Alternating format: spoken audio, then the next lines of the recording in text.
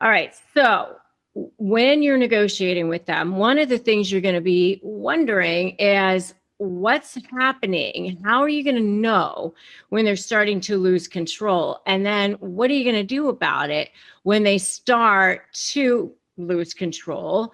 I mean, you do kind of want them to start to lose control, by the way, because you want them to start to feel like you are in control, right?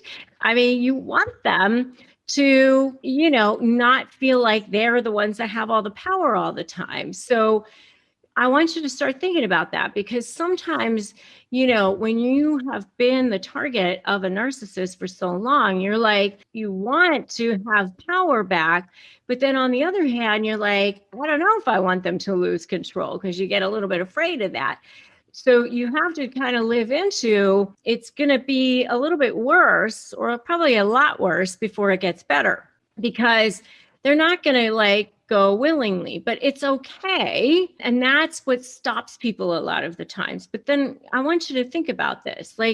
It's not good the way it is. It's never going to get better. You're never going to be free, but you will be free once you get on the other side of this. Once they start to realize that you are finally the one taking back your power, once they start to realize that you're no longer afraid and that you are feeling, in control, and that you are directing the outcomes of this thing now, the whole dynamic is going to shift, and it's going to be okay.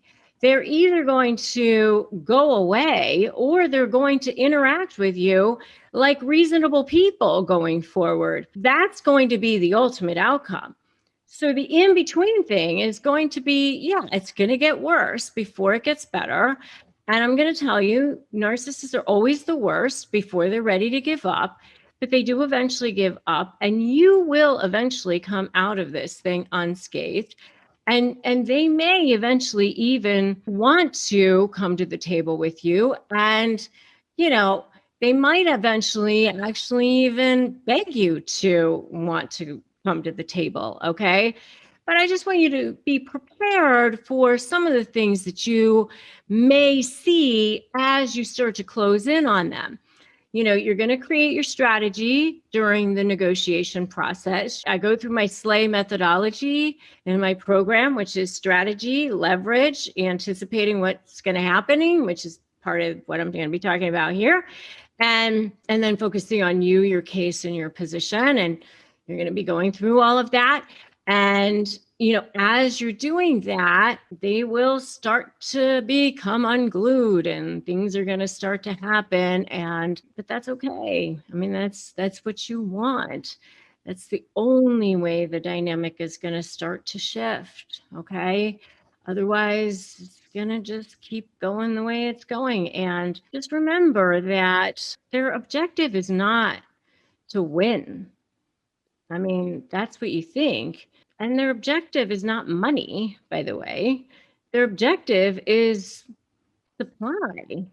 And they get supply from jerking you around and manipulating you. That's their objective, which means it's like the Barney song. It never ends. This is the song that never ends. It will never end.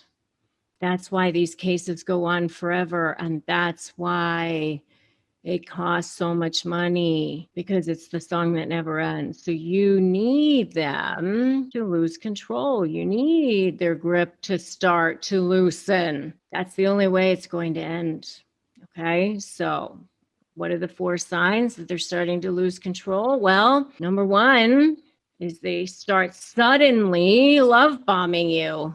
Suddenly hoovering you, suddenly, oh my goodness, suddenly they're so nice again. Suddenly they're so good to you. Suddenly you're best friends. Suddenly they want to reminisce about old times. Suddenly you're getting these little DMs or text messages, or suddenly they want to meet for coffee, or suddenly they want to talk about things in a rational person way, or what do we need, lawyers for? Or how come, you're doing it like this? Or, all of a sudden they're just like, they act like nothing bad ever happened. That's another thing that you might see. It's just the sudden love bombing or sudden hoovering, whichever one you want to talk about. I mean, it's like, however they kind of charmed you in the first place, they want to go back to that well and use whatever those wiles were and see if that still works. Okay. And sometimes it does with people. And sometimes when they do that, by the way, this is where I say you might want to ethically manipulate the manipulator. This is where I might say, okay, call their bluff and say, sure, sign the agreement. And then we can definitely be best friends again. Absolutely. Sign the agreement. And then you'll see that their sudden little love bomb is probably, a manipulation, right? Okay.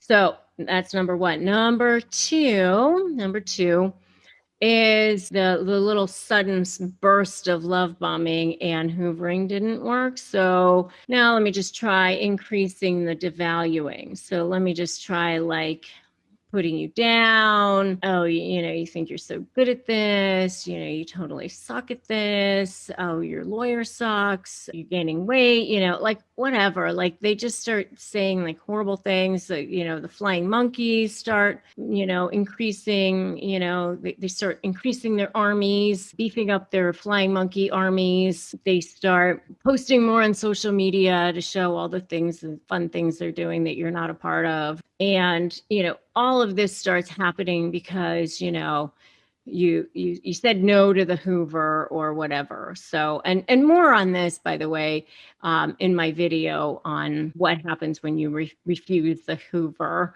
if you want to check that video out, by the way. So that's number two. Number three is, okay, like they're escalating, like they tried this, they tried that, like you see how like they're starting to get more and more like desperate.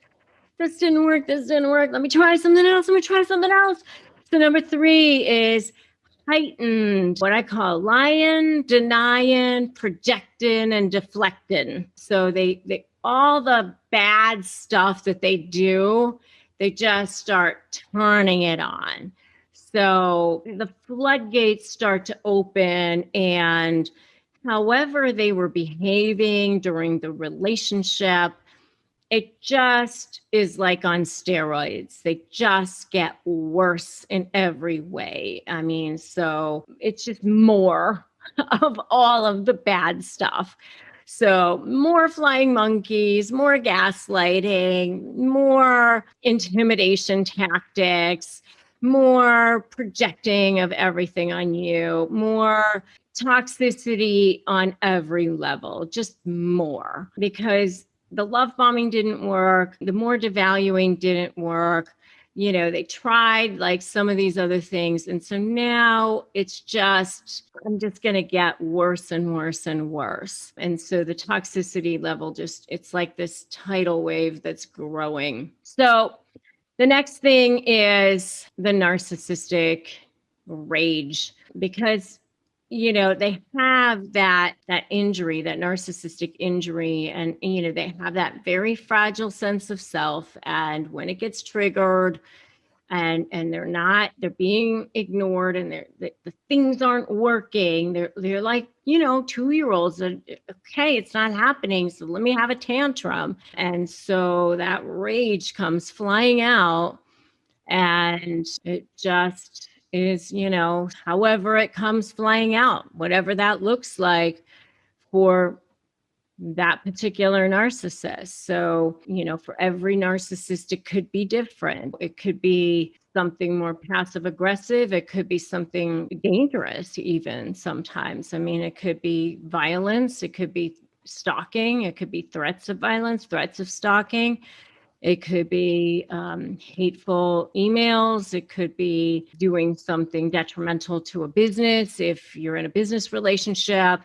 I've seen, business partners who have shut off the other person's email, who have shut off the access to internet, who have turned off the electricity on them, gated off their office access, locked them out of the office, things like that. I mean, it goes on and on. I mean, and then sometimes that even leads to a narcissistic collapse. And I do have a whole video on that. And, it can get kind of scary, but, if it's time for them to pay the piper, it's time, right? And if it's time, it's time. So I want you to put "it's time" in the comments, because it is their time.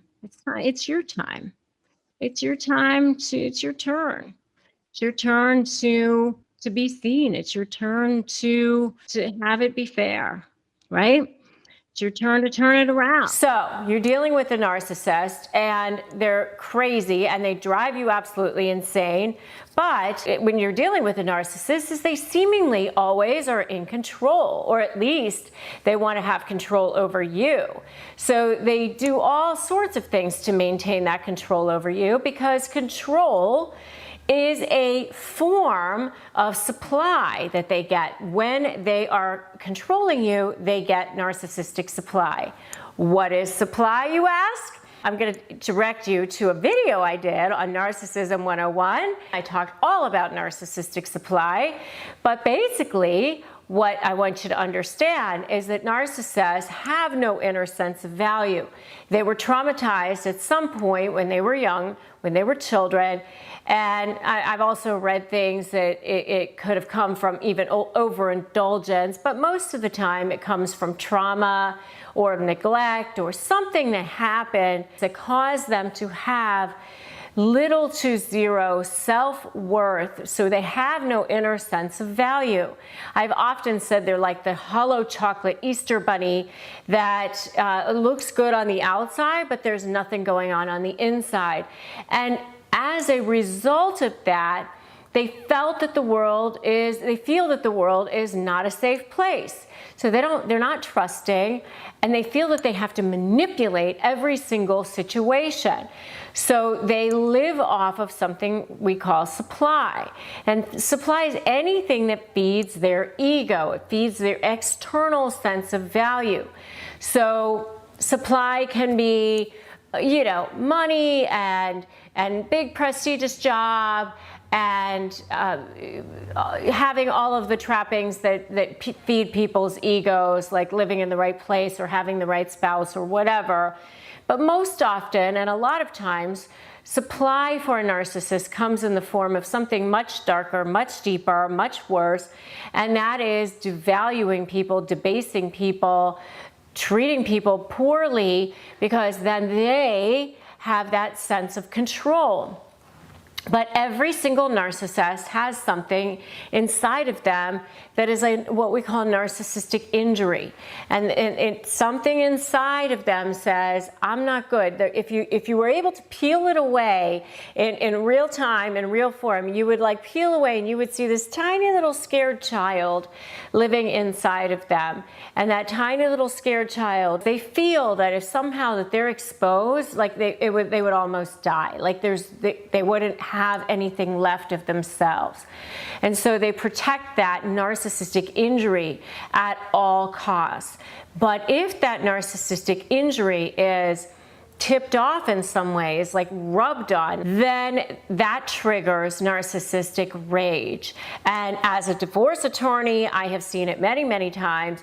Regardless of whether they are doing the discarding or the other side is doing the discarding, during that discard phase, remember the relationship is love bomb, devalue, discard. And if you want to know more about that, check out my videos on love bombing, devaluing, and discarding. During that discard phase, you often see that narcissistic rage being triggered. And so that is one of the signs that a narcissist is actually losing control, is you see that rage come flying out. I literally just settled a case that, the wife, I'm representing the wife, the husband is a clearly malignant narcissist. And if you want to know more about malignant narcissists, check out my video on the most dangerous type of narcissist. He just would rage and just drive everybody crazy. They act like 2-year-olds having tantrums, but they're, grown adults. And so that they're losing control because they act like that to try to gain control back over the situation. Sort of like how a 2-year-old has a tantrum, hoping that they'll get control over their parents that way. In a 2-year-old's mind, if I fall on the floor and I scream loud enough and I scream hard enough, my parents will give in and give me what I want. And so that's what a narcissist does. It's the same exact thing. It's really the same exact mentality. And so what happens is with the 2-year-old, if the parents keep giving into these tantrums, then the next time it happens, the 2-year-old goes, well, they gave in last time, so this time all I need to do is cry louder, cry harder, cry longer, and they will eventually give me exactly what I want. And so the same thing happens here. So one of the ways that you know for sure that a narcissist is starting to lose control is you see that narcissistic rage come flying out. Another way that you know that a narcissist is starting to lose control is that they start to devalue you. Well, obviously, you are a horrible mother or you're a deadbeat dad. They're going to start to say things like, to trigger you. One of the things when you're dealing with a narcissist is they're really, really good at reading people. That's how they were able to love bomb you in the first place, especially if it's been a romantic relationship. Let's say it's been your husband, your wife, your spouse, your partner in some way, and this person has been with you for a long period of time. They really, really know what your weaknesses are. They know what's going to trigger you. So you'll start to hear them say things to get control back over you, and they hit you in ways that they know are going to hurt you the most. So, I'm taking your children away. You're never going to see them again. I'm not paying you a penny of alimony. You'll be living on the street. Food stamps for you, homeless shelter, things like that. And if you have seen a narcissist rage on and you know that they're just doing it to try to control you again, give me a not allowing it in the comments. When they start to lose control, they start to either devalue you by saying, I'm going to take all of these things, so they try to exert some kind of coercive control over you in that way, or they try to love bomb you and they go, oh, come on, you don't want to act like this. You're really overblowing this. This is too much. You should, let's just talk. You know that we can talk. Oh, how come you want to use that crazy co-parenting app? That's so hard. That's ridiculous. We don't need that. So they kind of go back into that phase of, maybe trying to woo you or use their charisma to get you back. So you'll see them using whatever it was that got them into their web of control in the first place. They go back to that. Have you ever met somebody, they started off to be the most charming, charismatic person you've ever met in your life, then they turned out to be your worst nightmare, and then when you go to negotiate with them, they're a living hell? Well, I developed something called the SLAY method of negotiating with narcissists, and it has helped tens of thousands of people in more than 150 countries win, go from feeling drained and defeated to getting the outcomes they want. And the reason why it works is because I spent more than 20 years studying narcissism as a trial attorney, and now I'm here to help you win too, and also take your suffering and turn it into your superpower.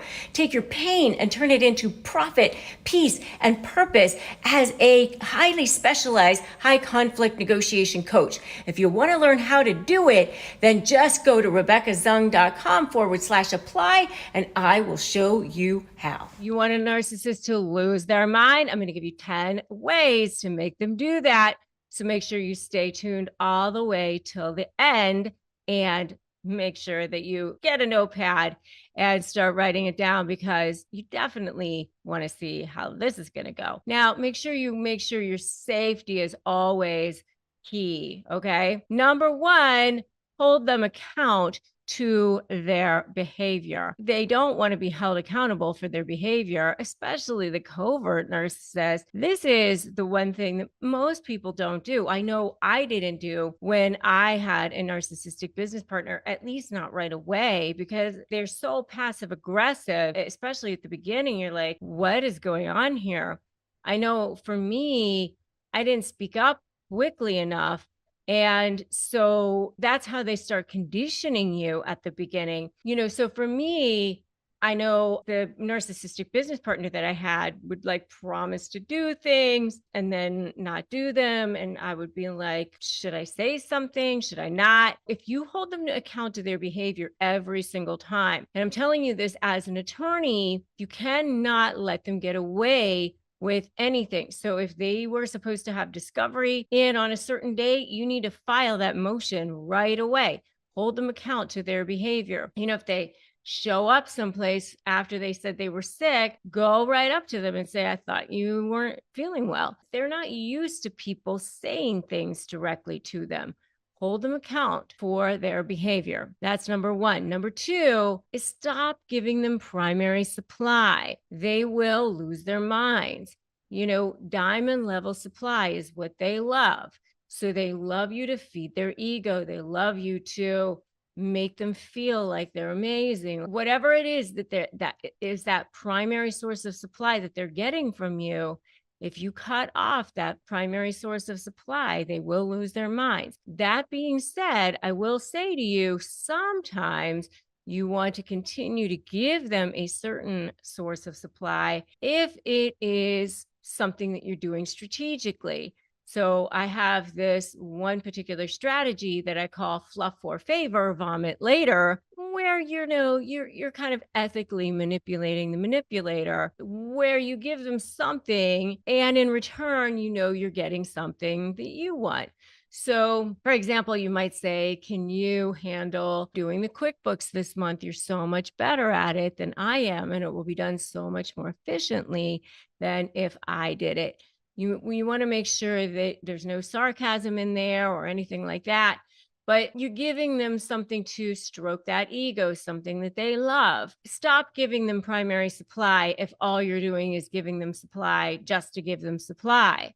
Okay, that will make them lose their minds. The next one is implications that their control is threatened. So if they see that they're losing their grip on you, if they see that that grip is slipping away in some way, then they will lose their minds. They're going to start to have a little bit of a temper tantrum. That's okay. That's how you switch that dynamic of power. It's going to be an adjustment for you. It's going to be an adjustment for them. The way I like to describe it is a 2-year-old having a tantrum on the floor. When a 2-year-old has a tantrum, they feel like all they need to do is cry a little bit longer or scream louder or kick harder or pound their fists on the ground a little bit more. And mom and dad will just give in to me because that's what happened last time. And that's what's going on. They're trying to condition you. They're trying to make you do what they want them to do. If you give in, then they'll just do that more next time. So it feels unfamiliar to you when you're conditioning them back, but that's okay.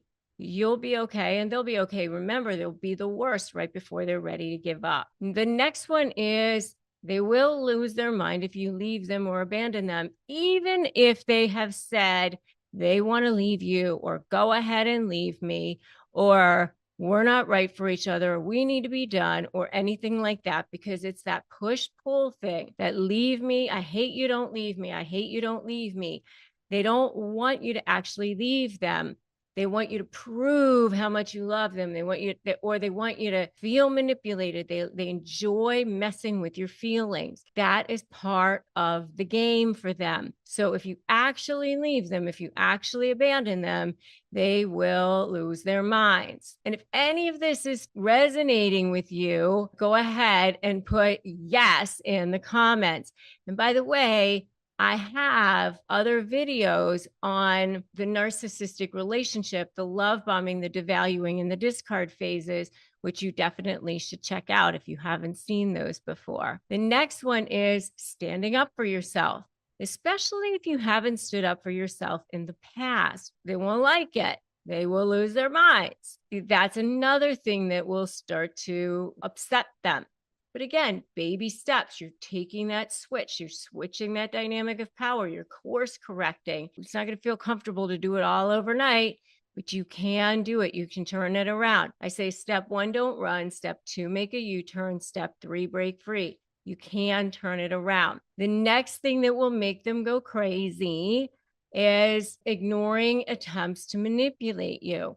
If you ignore those attempts to manipulate you, and you just start going gray rock, which is what you're doing, you're like a gray rock, it's just boring, then it will make them go crazy because they want to go fishing. They want to reel you in. And if you stay above that fray, then it will drive them absolutely crazy. The next one is keeping secrets from them. They are not trustworthy people to begin with. So they don't think that they can trust you. You certainly can't trust them. That's why they don't feel like they can trust you, because they're not trustworthy. Whatever they're doing behind your back ain't good. So they just assume everybody's like that. So they're assuming that you're doing bad things. So if they find out that you're actually keeping secrets from them, then, all hell breaks loose. It is what it is. And then, of course, the last one is, it's all part of that slave methodology anyway, by the way, where you have to create that strategy, that leverage, anticipating and focusing on you, which I teach you how to do so well if you want to beat those narcissists. And you, by the way, if you are dealing with the narcissist, make sure you have grabbed my free Crush My Negotiation prep worksheet at winmynegotiation.com, your free ebook. If you don't have it, what are you waiting for? All right. So make sure you get that. So number 10, threaten to expose them, of course, but make sure you do it within the power of the slave methodology, because if you don't do it the right way, it could be dangerous. All right. You really want to make sure that they're highly motivated and you are doing it the safe way, the strategic way. Now, let's talk about the 6 things that narcissists do when you try to go no contact, which I highly recommend that you do. And I've had to do it myself with a couple of narcissists. It's never fun. It's never great. They try to make it almost impossible. They try to make it so that you really don't want to have to do that. But you definitely do have to do that, because they will eventually take over your soul. Like literally, I describe it as like pods. I know there was some movie, like, I don't know if it was in the 60s or something, like a long time ago, where like these pods like came and sat down next to people and like took all of their like information and like basically took over their bodies. And that's how I feel about narcissists. Like they're these pods that just come into your life and steal you. And you end up feeling like you're like being choked to death, or like, I don't know, my situation, where I talked a lot about this, by the way, in a couple of recent videos. One was my toxic relationships, and the other one was, I don't normally share this, my own story of bullying. But like in my situation, I felt like one of the narcissists was literally trying to like become me, like stand in my shoes and be me, but also like was devaluing me and doing things to me at the same time. It was super weird and really awful. And so that's kind of how you start to feel, right? And so you have to go no contact in order to like, it's like not too dramatic, I don't think, to say like save your soul. Like that's how I felt. So, but you do want to know what's going to happen when you go to do that, right? So let's talk about that now. So the first thing is that they're going to maybe try to start going back to what worked for them before. Because remember, there's those 3 different ways that they interact in relationships. There's the 3 different phases, which is love bombing, devaluing, and discarding. And by the way, I have videos on each one of those if you want to go check them out. but they start off with love bombing or that idealization phase where they show up, whether it's, you know, it's not always a romantic, it can be a business situation, which it was for me. And they show up in your space and they seem like they're absolutely perfect.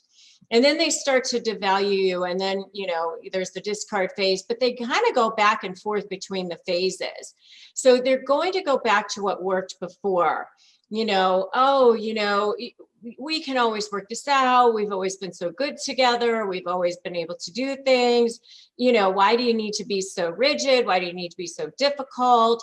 You know, try to like get you to be charmed by them again. You know, whatever that worked before to charm them, they'll go back to that. And sometimes it's called hoovering, where they're basically coming back and saying, oh, you know, maybe I haven't talked to you in a while, and suddenly you get that ping in your inbox or in your DMs or whatever, and you're like, oh, I haven't talked to that person in a while. What are they doing here?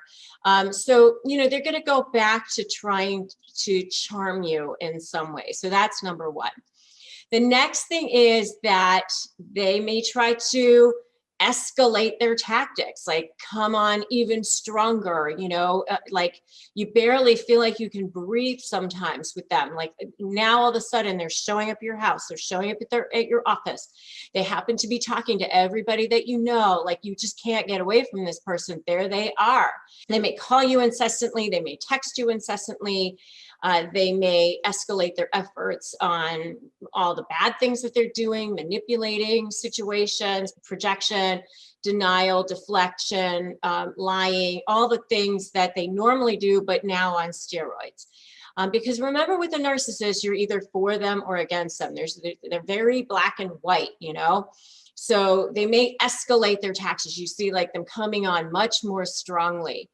And then the third thing that they will likely do when you go no contact is start that triangulation, which is kind of, you know, in the discard phase, that's when you start to see the birth of the smear campaign. So they'll escalate even the triangulation, meaning that they're lining up their flying monkeys. They're talking to people that you know. They want you to feel excluded. They want you to feel isolated. They want you to be punished for going no contact with them. So they want you to think that they're doing great and you are making a huge mistake by going no contact with them. That they're going to have everybody in your world against you, and everyone's going to line up for them, and everyone's going to think you're the crazy one, or you're the bad one, or maybe you're the narcissist, and they'll try to divide you in that way. So, you know, isolate you, manipulate situations, triangulates, that smear campaign. So that's like kind of all goes into number 3, as far as like triangulation, smear campaign, and you know, lining up flying monkeys against you. So that's the third thing. And if any of you have seen this before, I want you to tell me I've seen it in the comments below, because I'm sure you've totally seen this before. Okay, so now let's talk about the fourth thing. So the fourth thing is that their narcissistic injury could be triggered, and so therefore that narcissistic rage comes flying out. So now they're not just trying to hoover you, they're not just pushing you more, they're not just triangulating, they're not just escalating. Now it's like they're in full-on rage. Like, you will do what I want, you will come back, you know, you will be punished. And sometimes I think they go into this rage state just so that you're afraid, just so that you are punished. Not just that they're angry. I mean, I know that they're angry too. You know, they're like 2-year-olds in an adult body. So they're literally having a tantrum now. They're literally like super angry. And sometimes during this phase, that's when they start to actually become undone. They start to make mistakes. And that's when you know you're starting to close in on them. And, you know, in a negotiation setting, that's when you know that your tactics are actually starting to work. And that's when you are actually the most vulnerable to going, oh my God, I don't think I have the stomach for this. But that's when you got to keep going, because Narcissists are always the worst right before they're ready to give up. And I do have a whole video on the undoing of a narcissist, which I broke down the show, that Hugh Grant show. That's a really great example of a malignant narcissist who was like continuing to do things, but the more people figured out who he was, the more mistakes he started to make, and that became his undoing. So that leads me to number 5, which is the narcissistic collapse, which sometimes they do. They completely collapse. They just become undone. They don't know what to think about their world because, you know, they do have a very fragile sense of self. You know, for them, the world is a place of survival, that they have to survive. And so sometimes they do collapse, and that's number 5. And the last thing is that eventually, if you do it the right way and you create the right strategy and you have the right leverage and you figure out how to cut off any source of supply from you, that means you're not intimidated, you're not scared, your fear goes away, all of that, because now they just realize they're not getting any supply from you anymore at all. And, you know, they're like vultures. So like there's nothing left in this carcass over here. So they will eventually, and this is number 6, go find narcissistic supply somewhere else because they have to have it. It is what they feed on. It's their lifeblood. It's their oxygen. But you just want to make sure that you are no longer a source of that narcissistic supply for them. So eventually your no contact will absolutely work. This show is sponsored by BetterHelp. Let's be real. Therapy can feel like a really big investment, but your mental health is just as important as your physical health. Traditional in-person therapy can cost $100 to $250 per session, but with BetterHelp, you can save up to 50% per session on average. You pay a flat weekly fee, which means more peace of mind for less. Therapy should feel accessible, not like a luxury. BetterHelp gives you that, all from the comfort from your home. And with over 30,000 therapists to choose from and 5 million people served globally, this is the world's largest online therapy platform. And you can switch therapists at any time. Your well-being is worth it. Visit betterhelp.com/negotiate today to get 10% off your first month. That's BetterHelp, HELP.com/negotiate. Now, if you're dealing with a narcissist, you may have learned all about the different phases of a narcissistic relationship, including love bombing, devaluing, and discarding. And if you want to know more about that, you can definitely check out my videos on those. But basically, when you're dealing with a narcissist, you're dealing with a person who has no sense of self. They're really just almost like a shell. And a lot of what they do is wrapped around trying to cover up the fact that they have no sense of self. And I'm not saying that they don't have inherent value as human beings, as souls on this planet. I'm saying that they don't feel like they do. And so because of that, they treat other people badly. They live in a world of scarcity. Like if they don't get before anybody else, that they're not going to have it. They're in a world of survival all the time. So how that manifests itself is how they treat other people is just horribly, because they just feel like if they reach out at all, if they give at all, then they won't get that. Somehow their own whole world will not be right, that they'll start to collapse. And so how that collapse starts to happen for them is when they start to see things unraveling. So narcissists live on something called narcissistic supply. And if you haven't checked out my series, the Narcissism 101 series, check that out, because in that series, I go through all of the basic terminology, the kind of basic information that you need to understand how narcissists work. And while I am an attorney and my role here is to help you negotiate with these people and also create strategy and leverage and all of that, if you don't understand the basics of a narcissistic personality, you'll never be able to understand how to do those things. So understanding the basic terminology and the basic understanding of their brain is absolutely essential. So talking about how they act in a time of collapse is going to be important, but leading up to what happened, how does that collapse happen, is also going to be really, really important. So when you're dealing with a narcissist, you're dealing with a person who spends their entire lives trying to cover up things, trying to put on this show that is basically trying to be a masquerade so that people don't see what's really going on underneath that shell. And, you know, and they're also constantly trying to grab everything they possibly can to make themselves feel better, look better, feel more important, look more superior to others. And that's why they spend most of their day going around treating people badly, judging people, putting people down. And the only reason why they're ever nice to somebody is because they're constantly trying to manipulate people into getting under their web of control, because then that makes them feel better.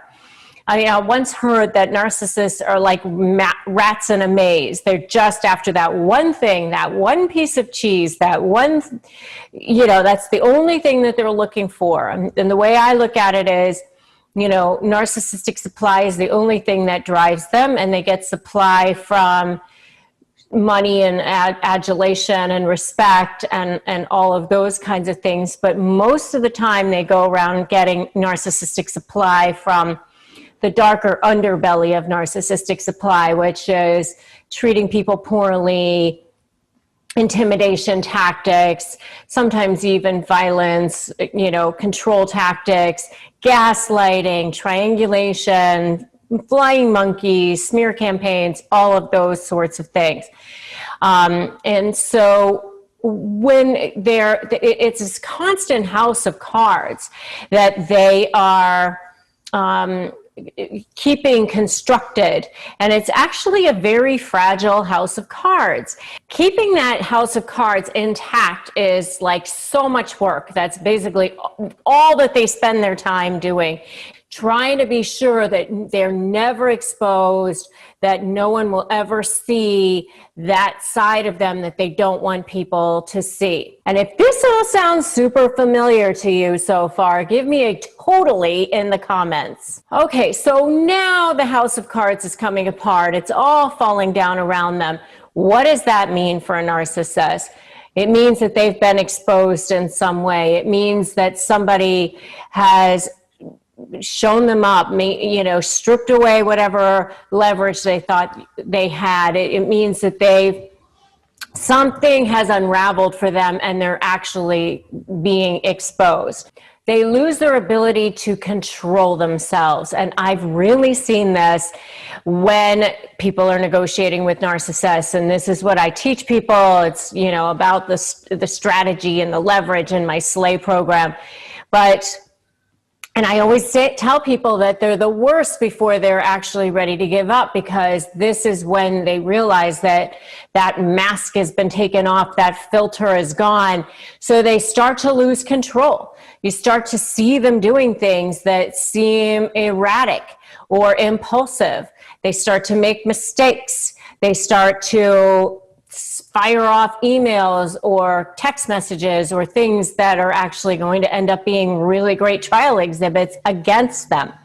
And that's when you start to know that they're starting to lose control. They're starting to be nervous about what's going to happen. The second thing that might happen is they actually have a complete meltdown. I mean, maybe you start seeing crying, crazy behavior, bizarre behavior, where they don't seem like themselves. They normally seem completely in control, and now they're desperate. They're begging. They're acting like they'll do anything. So that's the second thing that you might see. The third thing that you might see is hoovering. Now is when they're going to start to come back and go, oh, wait a minute, we can always work this out. We know, you know that we always could, you know, something like that. And if you want to know more about what hoovering is, check out my video on hoovering.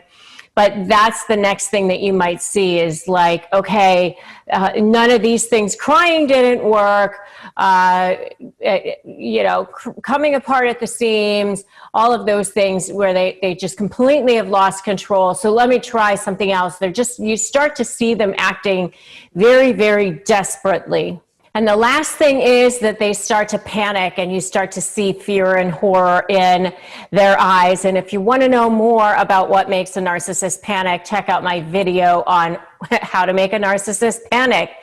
But the basic thing you need to understand is that when you trigger that narcissistic injury, that narcissistic rage comes flying out. And when that happens, it's because they're starting to lose control. They're starting to collapse. And so they start acting very, very bizarrely during a collapse. Now, one question that sets up a narcissist collapse. What could that possibly be? One question. What happens when you're dealing with narcissists in the first place?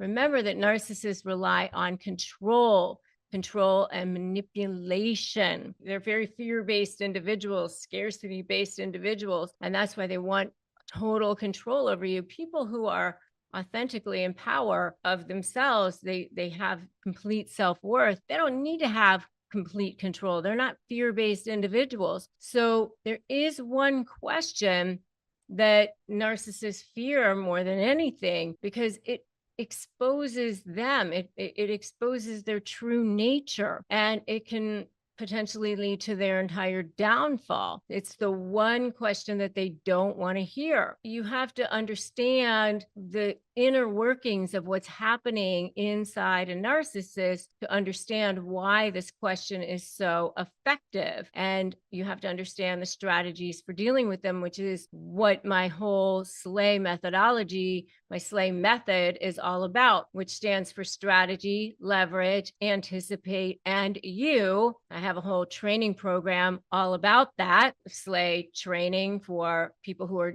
trying to actually deal and negotiate with narcissists. I also have a certification program for coaches and professionals on it. So what is narcissism?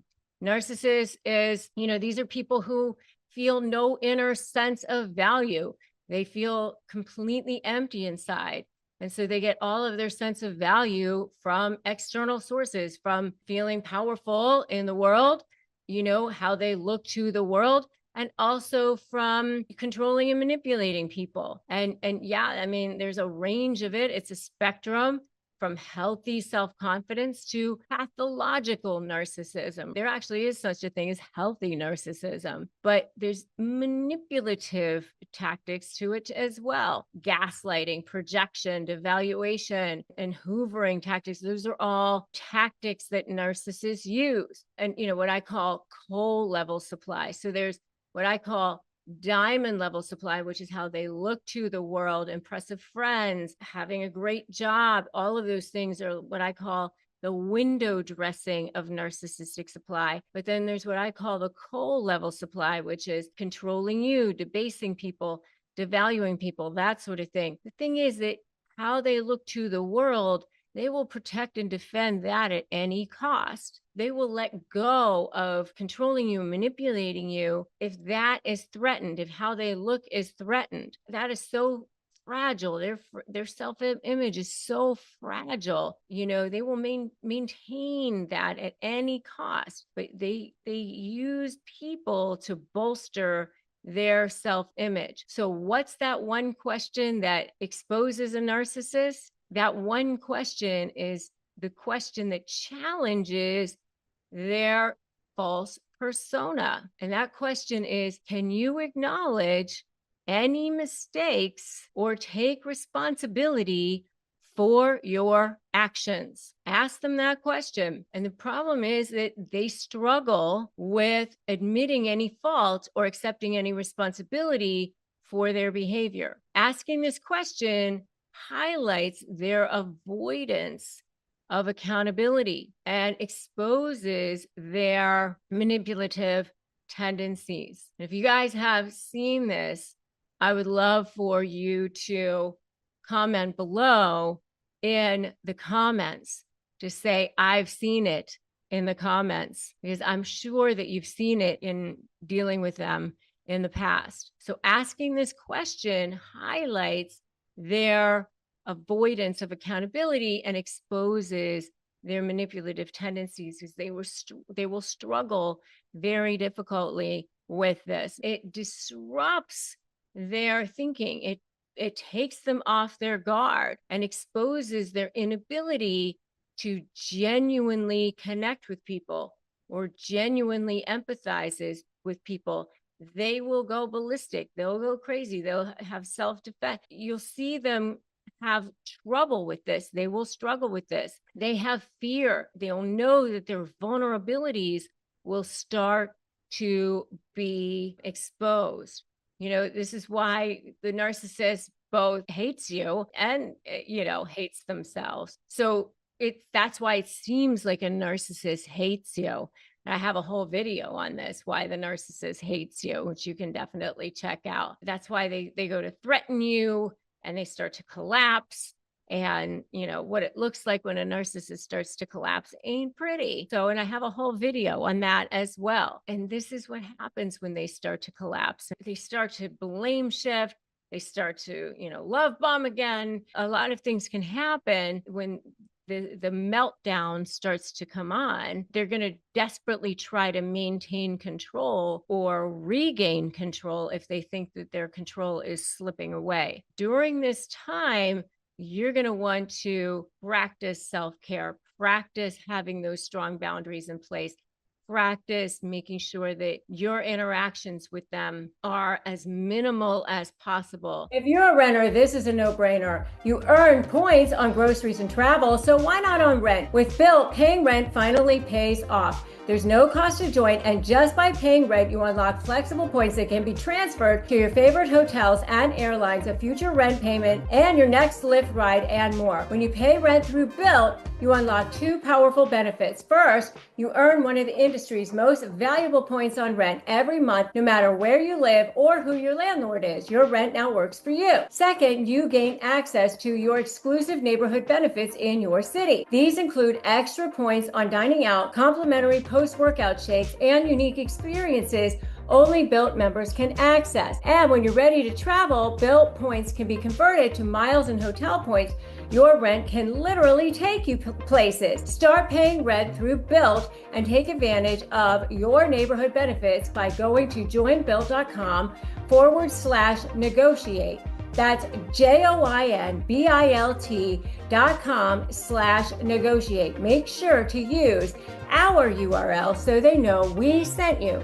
That's joinbilt.com/negotiate. Okay, now let's talk about how to shut down narcissists and how to shut down gaslighting. First of all, they're constantly trying to make you think like you're the one who's crazy, right? Let's talk about what gaslighting is in the first place.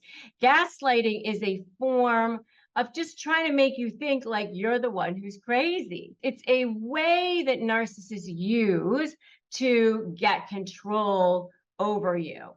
Why do they do it? Well, because they want to, first of all, make you feel devalued. And by the way, they didn't attach themselves to you. I say this so many times, but in case you're brand new here, in case you're brand new to me, brand new to my world, I think it's really, really worth repeating. Narcissists did not attach themselves to you because you have so little value. They attach themselves to you because you have so much value. They're not stupid. They don't, even though they're constantly devaluing you, constantly trying to make you feel small, they didn't attach themselves to you because you have so little value. They attach themselves to you because you have so much value, because they want to be able to suck that value for themselves. It makes them feel more powerful to devalue something that has so much value. Doesn't that make sense? Think about it. If they're constantly devaluing something that has value, then that bolsters them. They feel better about themselves because they're pushing you down. They don't feel better about pushing something down that they think is low. What value do they get out of that? Think about it. That's why they devalue you. They devalue you because they get off on pushing somebody down that they already feel like is higher than them, or at least equal to them, because then they can like climb their way over and push down something that they already think has value.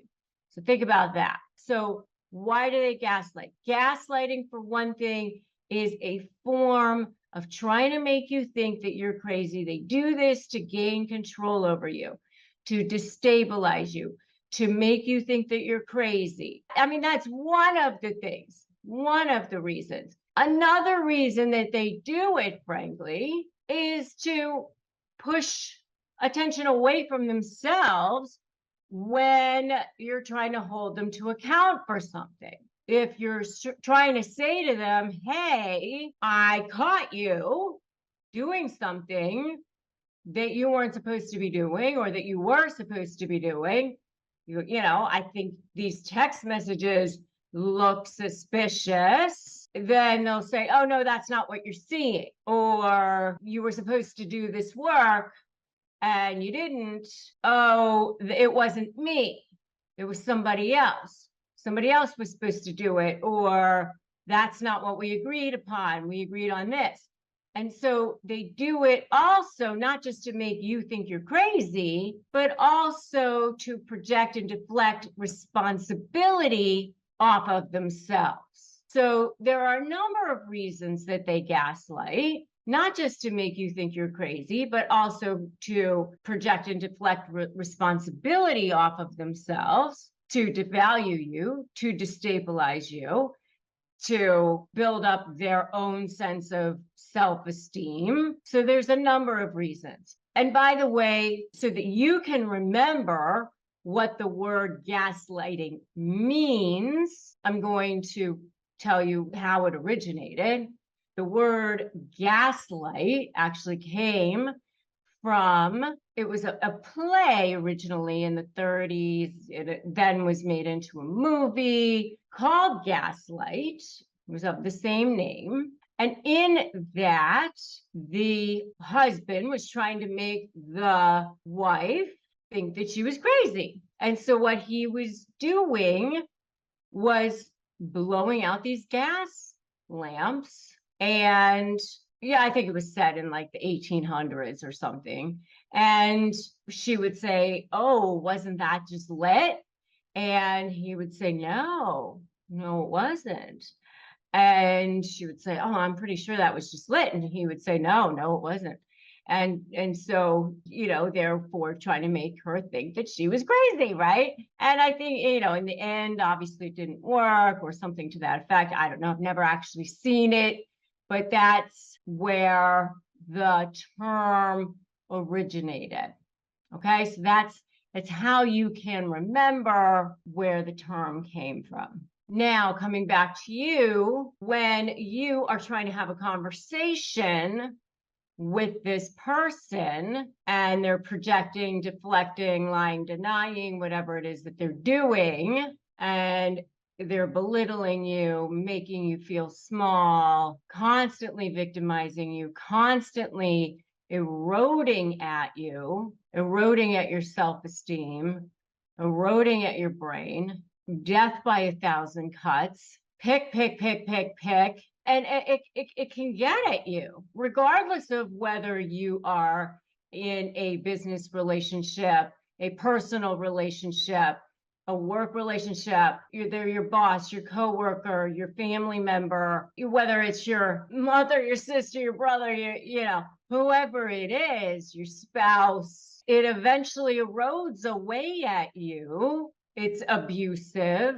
It's psychological abuse, it's emotional abuse, it's spiritual abuse. It erodes away at your soul. You do start to question your mind. You do start to question your sanity, because it's happening on a daily basis sometimes. And eventually you do start to go, did I say that? Is that how that went? And so, you do start to think, I need to start keeping notes. I need to start writing down, did I say that? So, you do need to start taking notes. You need to start a journal. You need to start documenting if you had a conversation with the person, confirming for sure. But in this particular episode, what I want to focus on specifically are phrases that you can use to hit back in a way that allow you to maintain your dignity and not necessarily have backlash, and start to gain respect, put boundaries in place, start to shift the dynamic, start to pivot, because you need to stop the conditioning. You need to start pivoting. You need to start walking forward, not backward, because that's the only way that you'll be able to start feeling your power, start feeling more in control, and start being able to separate yourself from this person and start being able to stop the whole crazy toxic situation and being able to finally break free. Because your soul knows, those little whispers that you're hearing, the fact that you found this episode, whether you're listening to it on a podcast, whether you're watching it here on YouTube, wherever it is that you're consuming this right now, you found this by divine intervention, because your soul knows. Your soul said, it's time.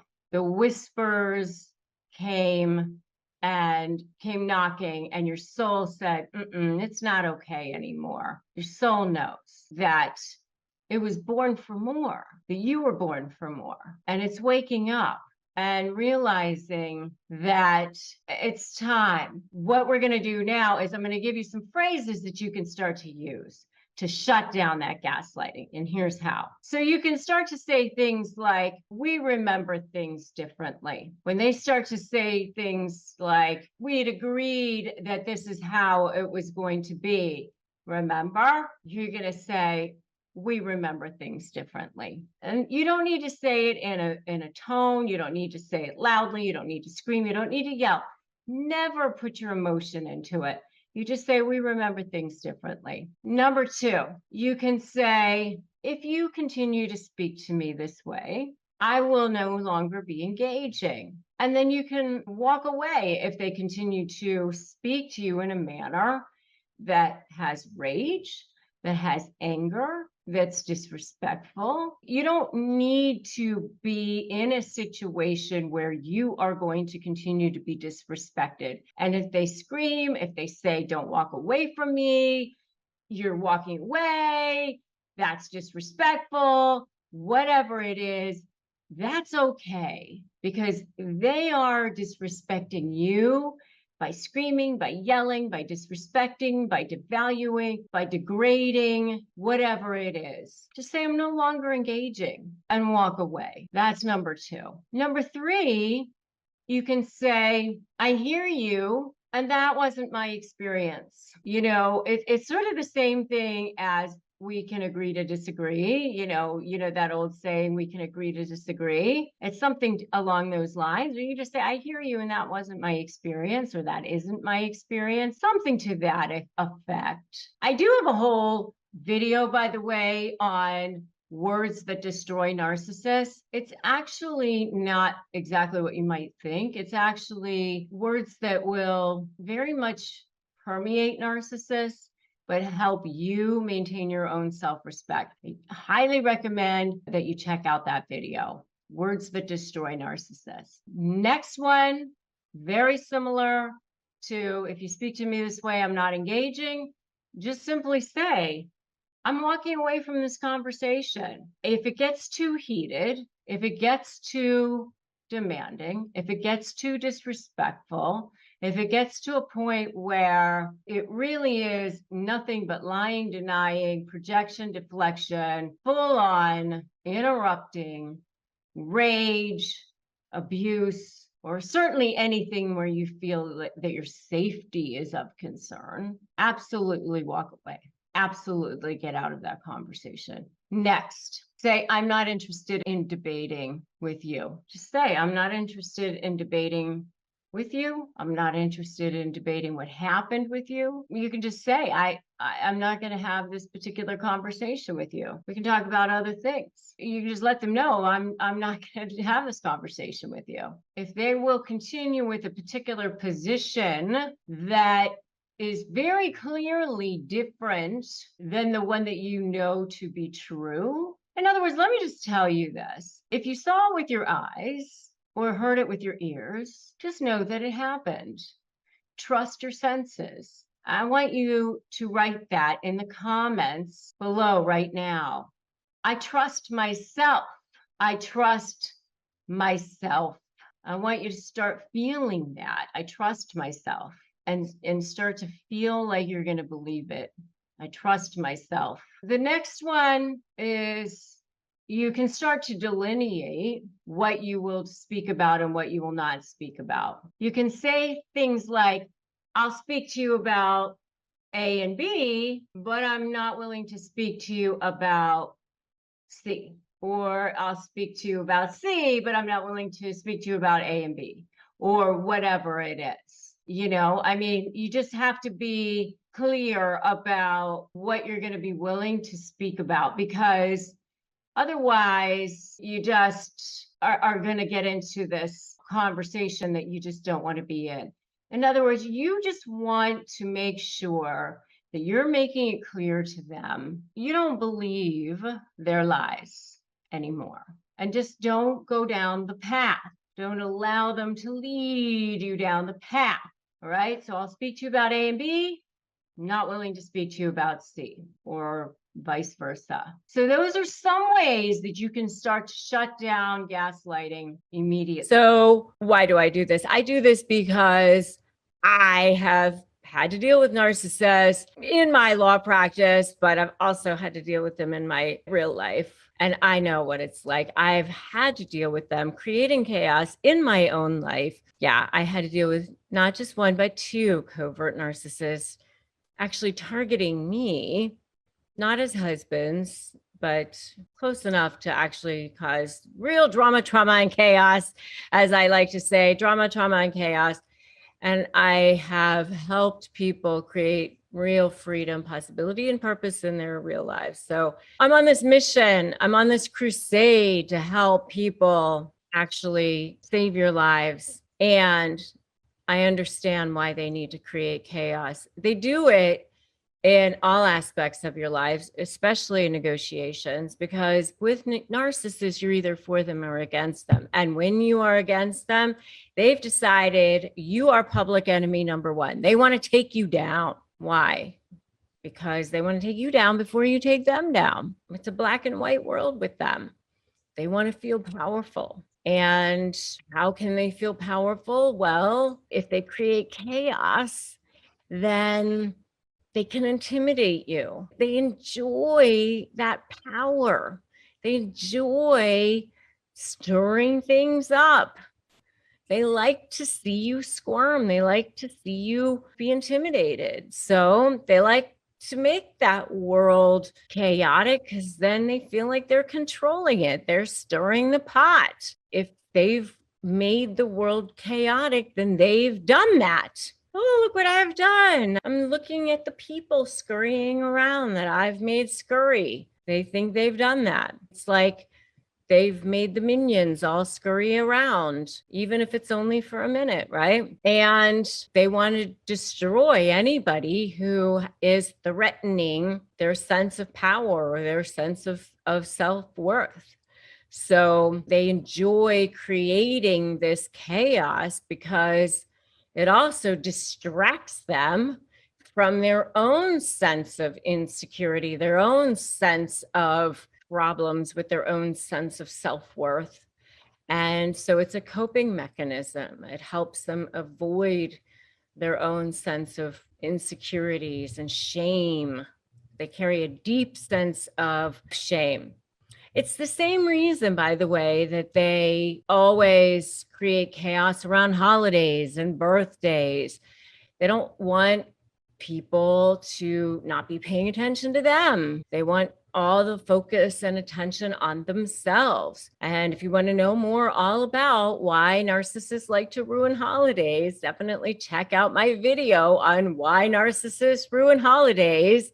Holidays are coming up soon, so might as well find out why. Go check it out. Check out my video on why narcissists ruin holidays coming up. And by the way, if you guys have seen this, definitely give me a totally in the comments, or give me your example of what you have seen on how the narcissist has created chaos in your lives. Okay, so the other way that narcissists love to create chaos is through verbal abuse, through physical violence.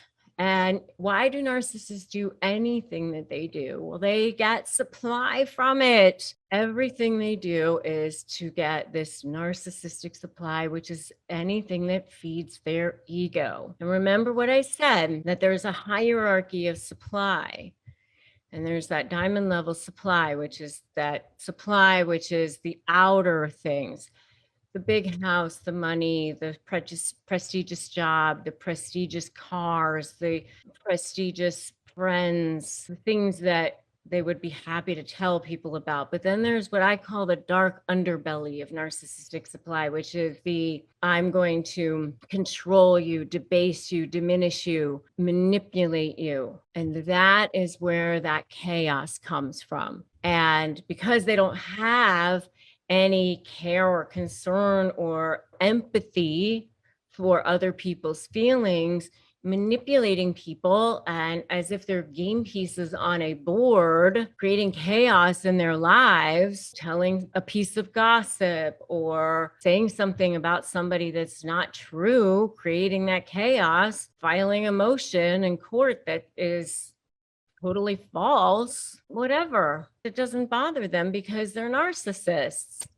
That creates chaos. They don't have any feeling about that. They get supply from it, feeds their ego. They have now stirred the pot. It feeds their ego. They get a high from that. And by the way, they can get chaos also. They can create a sense of chaos by false promises, promising somebody something and that person, oh, I'm excited, this is going to happen. And then not keeping that promise, letting that person down. They can't keep the promise. That creates chaos in somebody's life. And they get a high from that. It's really sick. Or sabotaging somebody's relationship and telling somebody something about them, or showing up in a situation, getting attention, showing up at an event that they shouldn't be at to get attention,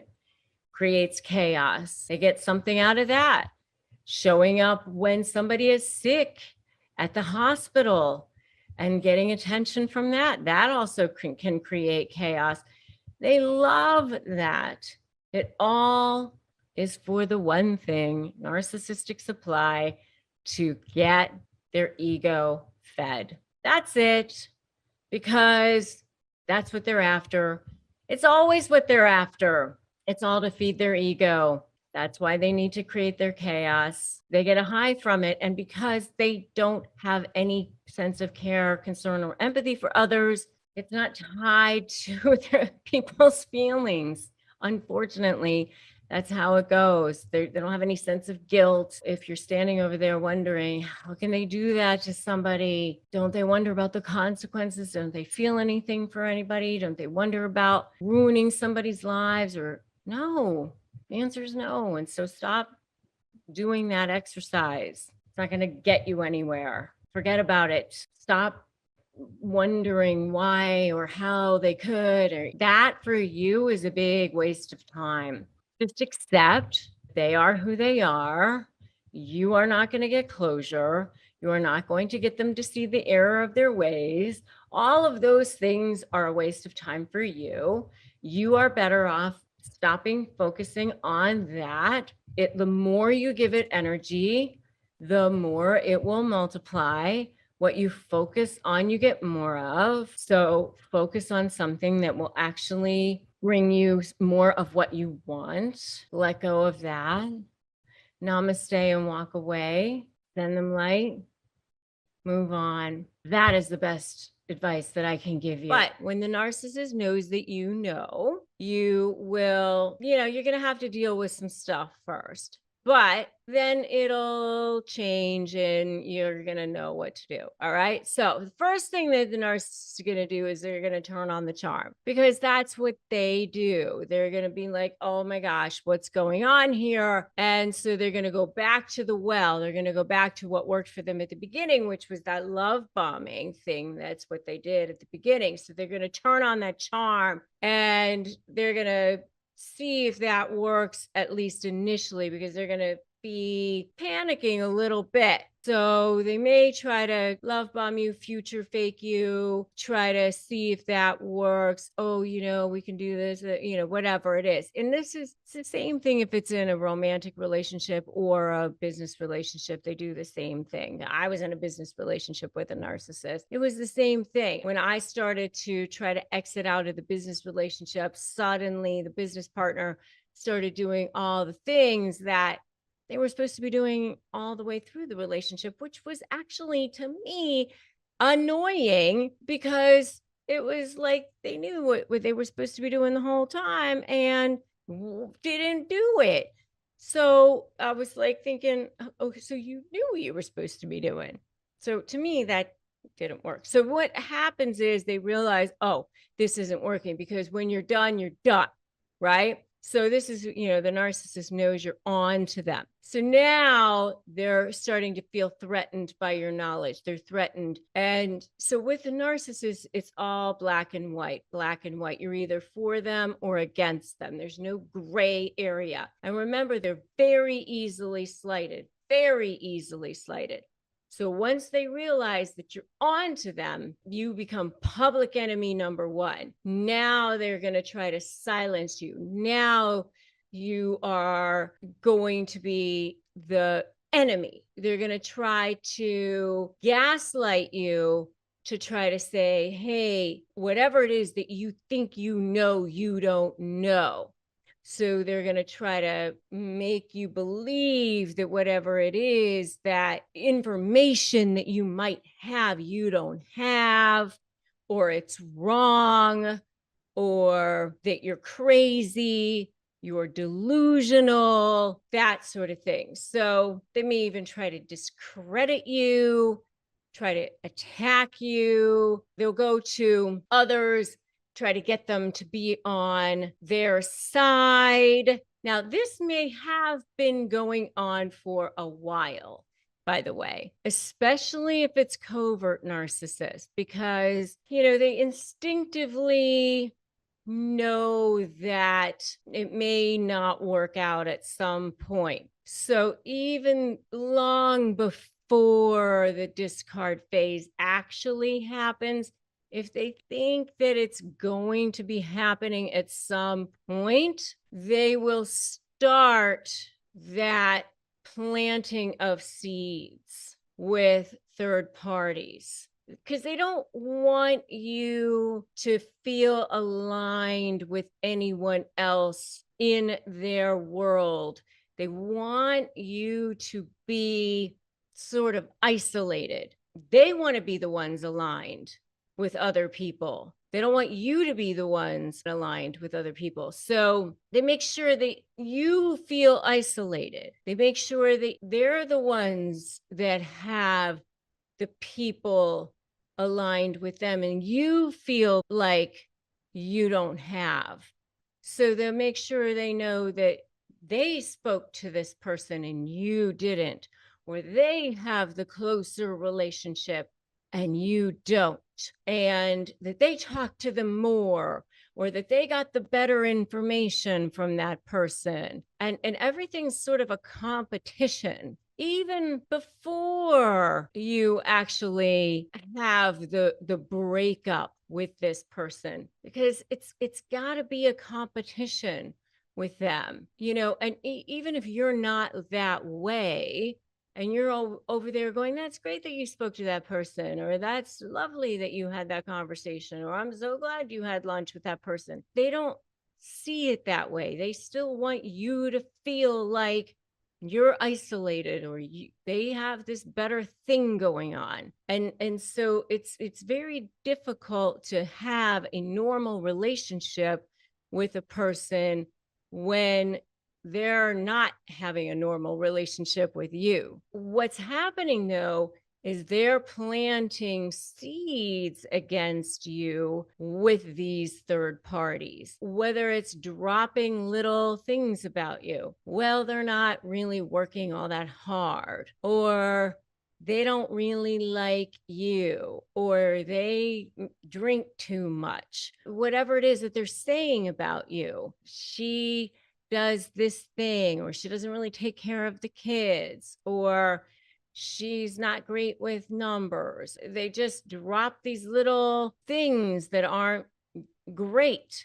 And so when it comes time to actually have the breakup, they've already discredited you in such a way that it actually seems plausible to do the full-on attack, because they've sprinkled in these little things about you all along. So they constantly are discrediting, and planting seeds, planting enough doubt. And that way, this other person's sort of looking for something about you. And if there's just a hint of something, like there's that confirmation bias going on. Oh, yeah, I see it. Yeah. And so there's that manipulation going on of people around you. It's just, it could be sort of subliminal. That's what's happening of the people around you. And you may not even realize that it's going on. So that's what happens when the narcissist knows that you know. Another thing that happens when the narcissist knows that you know is they will start filing false pleadings against you in court. They might start doing that, depending on how malignant they are. They might even file things against you that are completely false, say things that are, completely will ruin your life. I've seen that before. One of the things that you need to do early on is make sure you go on the offensive. Make sure that you keep track of everything. Document. And one of the things that I tell people constantly is don't fall for, oh, we don't need lawyers, or we can just settle this ourselves, that sort of thing. You get lulled into believing that they want to do this amicably, or that something like that. Let me tell you, if they were liars the whole entire time that you were in a relationship with them, whether it's a business relationship or a personal relationship, they're most certainly not going to start telling you the truth when you're on opposite sides. It doesn't make any sense. They will definitely be lying to you now. They are out for themselves, and you are public enemy number one. Don't fall for it. You need to take care of yourself. I know that This is what happens when the narcissist knows that you know. If you understand what I'm saying, give me an amen in the comments right now. Just write amen in the comments, because you know that I know what I'm talking about over here, right? It's all black and white with them.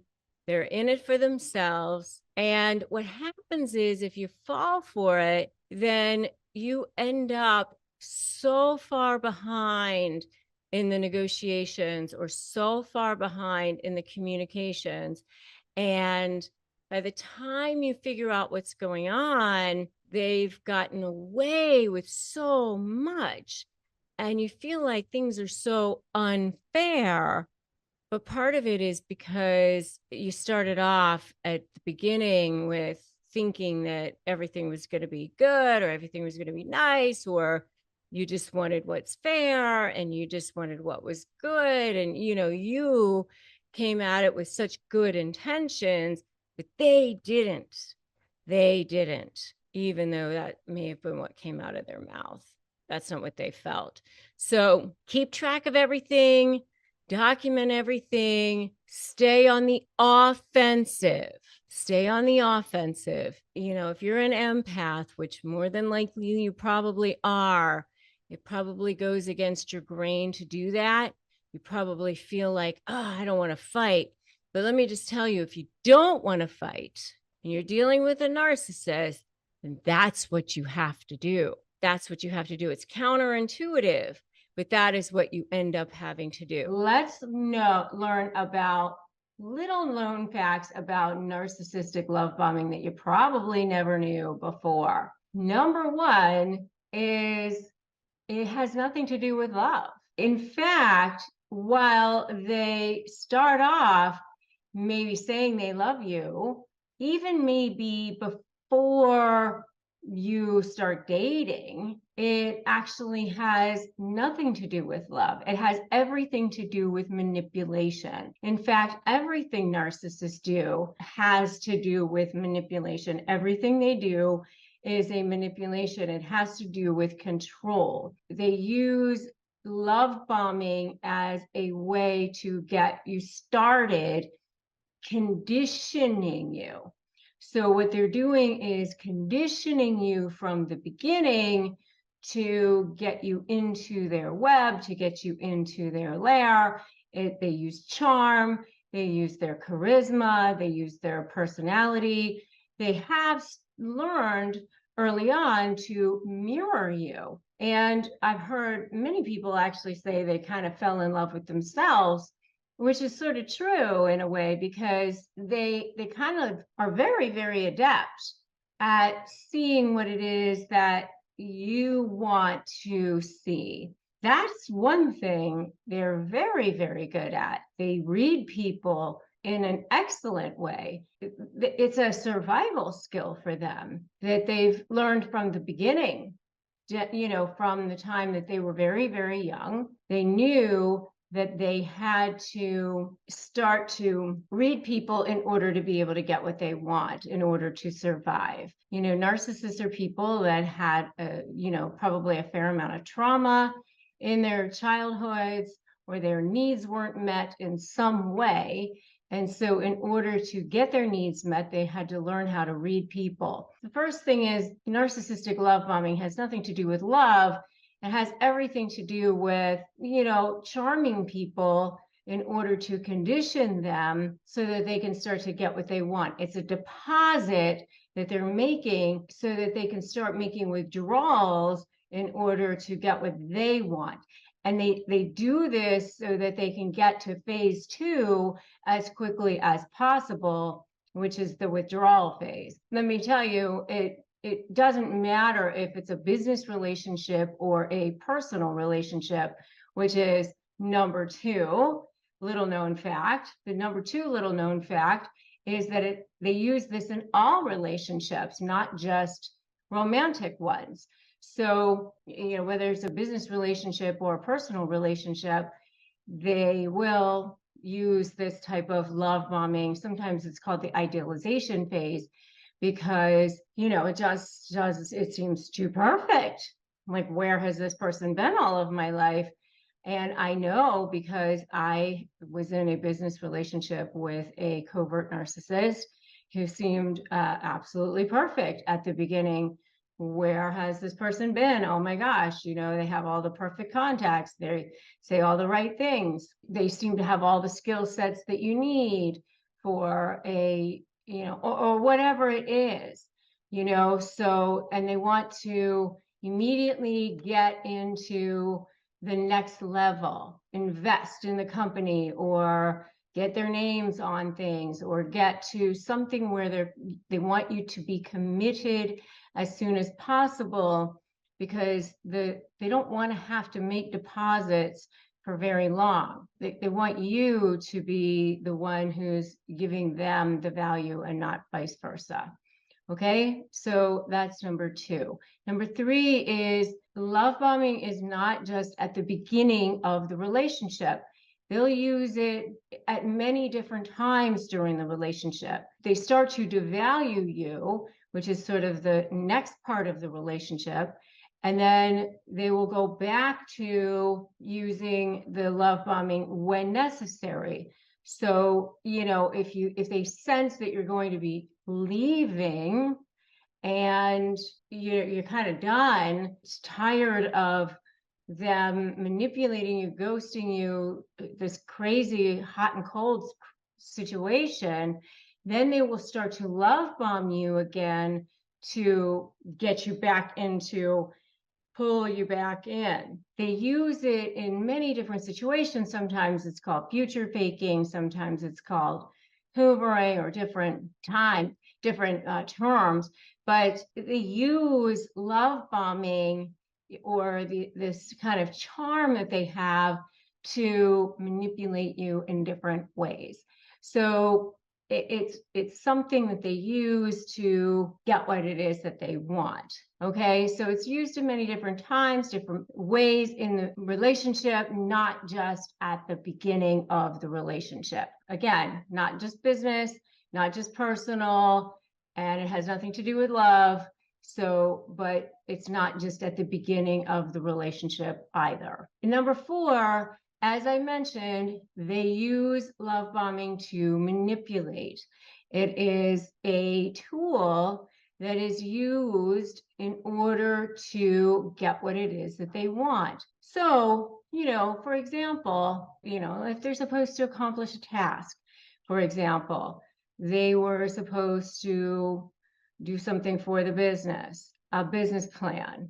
Oh yes, I'm going to do it. It's not done. And, months go by, it hasn't been accomplished. And then you're finally like, you know what, this business partnership is not working out. I'm tired of asking you over and over again to accomplish these various tasks, including write this business plan. You haven't done it. I've been doing all the work here. I think since I'm doing all the work, I might as well just be on my own. Well, then all of a sudden they'll come back and say, oh, you know what? I will do everything that you ask. I will get the plan done. Look at me. I promise that you'll see in the future it'll be different. And then suddenly they start to do the work. They start to do the things. Look how amazing you are. They'll start to tell you how incredible you are, how incredible you guys are together. They'll say all the things they need to say, or they'll go back to being the charming, incredible person that you remember at the beginning. So they use love bombing to manipulate you. I would love to know the types of things that you guys have seen, the types of phrases that you guys have seen as far as love bombing. Go ahead and put those in the comments. You're perfect for me. We're soulmates. You sweep me off my feet. I've never met anybody like you. You guys have seen things like that. Go ahead and put those in the comments, because that's the kind of thing that they say when they're love bombing, right? That's the thing, you'll see when you see love bombing. Number 5 is, I want you to know that love bombing is a deposit. It's a deposit. They expect repayment for it, and quickly. And get used to it. It's almost like a loan shark. They want interest and they want massive amount back. They want more back than they put into it, like way more. They might have put in like this much, they want this much back in return. And what they want overall is control. They want control over you, and they want your undivided attention and undivided loyalty. If they smell at all that you are not 100% loyal in any way or any slight of any kind, then there's going to be hell to pay. Because for narcissists, you're either for them or against them. And if you're against them, then you are public enemy number one.